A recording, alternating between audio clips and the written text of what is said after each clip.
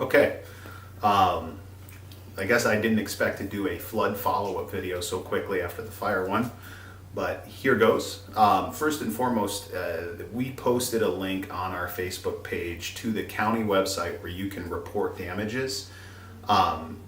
Please take the time. If you did have some damages, please take the time to do that, because when they do a reassessment on which areas of Maui should be eligible for flood insurance or not, they're going to use that information. And if you don't report the fact that you had a flood, then you're probably not going to be likely to have the ability to purchase flood insurance down the road. But if you do, you probably will.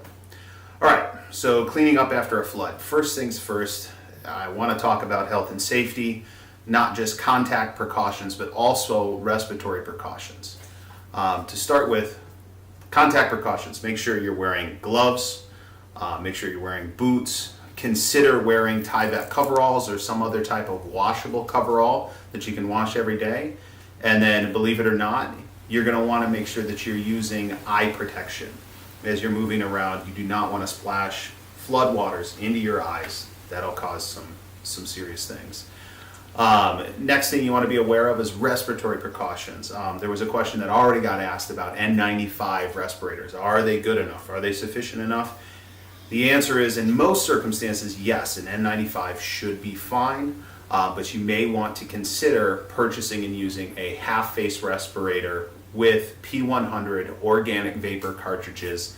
That's going to give you the ultimate level of protection in working in a flood environment. A little bit anecdotal, but in Katrina, a lot of the folks in my industry, when they were responding to the needs in Katrina, they were wearing the right respiratory equipment when they were in the flood zones doing the work.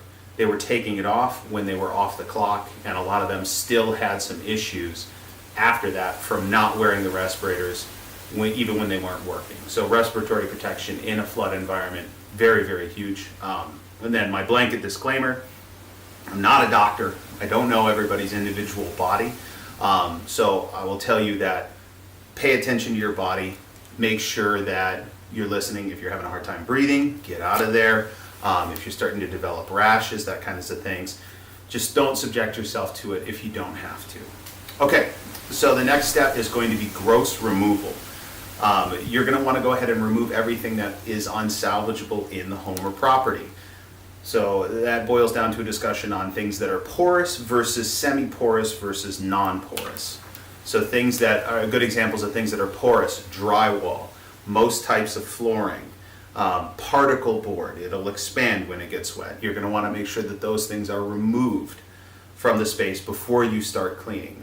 Most personal property contents, your sofa, your mattresses, if they got wet, get them out of there. Don't even try and clean them. It's not worth the hazard.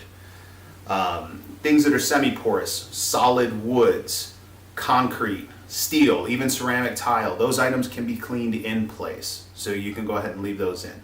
Next step is going to be to pressure clean. So when I say pressure clean, I mean a pressure washing gun, and you're going to want to have some sort of way to evacuate the water, whether that's squeegeeing it out the door or a vacuum that you can use to extract the water. So pressure clean down the affected area. Things that the water touched, you're going to want to pressure clean those. Things that the water didn't touch, walls and ceilings, you're still going to want to clean those using an antimicrobial disinfectant. A bleach water solution is suitable and acceptable. There are better products out there. Just make sure you're reading the label and using the right product. Once you've pressure cleaned and wiped down everything, you're going to want to disinfect. And so part of your pressure cleaning and wiping down will include disinfection, but a broadcast application of that disinfectant once everything's clean will ensure that you've eliminated all the microbials and toxins that could be in the water. The next thing you're going to want to do is dry everything. Now this, obviously in our industry, we have all this equipment. Everybody else may or may not have access to that equipment. So do the best you can. Box fans are cheap. I've dried a number of structures just using box fans before. If you want to rent equipment, I know Cleaners Warehouse locally has that equipment available for rent. And then I would encourage anybody who's trying to dry on their own, get a moisture meter. The cheap ones are $30 on Amazon. They're not the best, obviously. Technical guy, it's not the best meter to use for drying, but it'll tell you if it's wet or if it's dry. and you'll be able to know at least when to pull the equipment. The last thing I want to talk about is mold. We're getting a lot of questions about mold. So mold can start in 72 hours, but if you end up in an environment where you have to cut mold out, the PPE I've described above should be sufficient for that. And then the other thing I have on mold is clean, clean, clean, clean. Like, continue to wipe things down, because mold is readily aerosolized. It can go anywhere, it can get on anything, and so you're going to want to make sure you clean everything from top to bottom, left to right. And then the last thing is testing, bioaerosol testing. There's companies called indoor air quality companies. Locally, we have MPro Environmental is one of them. Hawaii Inspection Group's another good one. They can come in, pull air samples, and let you know if there's things floating around in the air or not.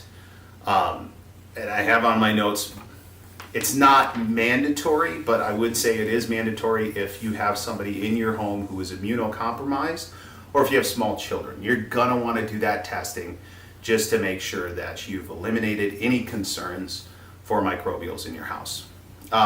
Lastly, if you guys have any questions, just like the fire video, please post your comments. If you have specific questions about your home, don't hesitate to post a picture. A lot of the times I can look at a picture and kind of give you an idea of where to go.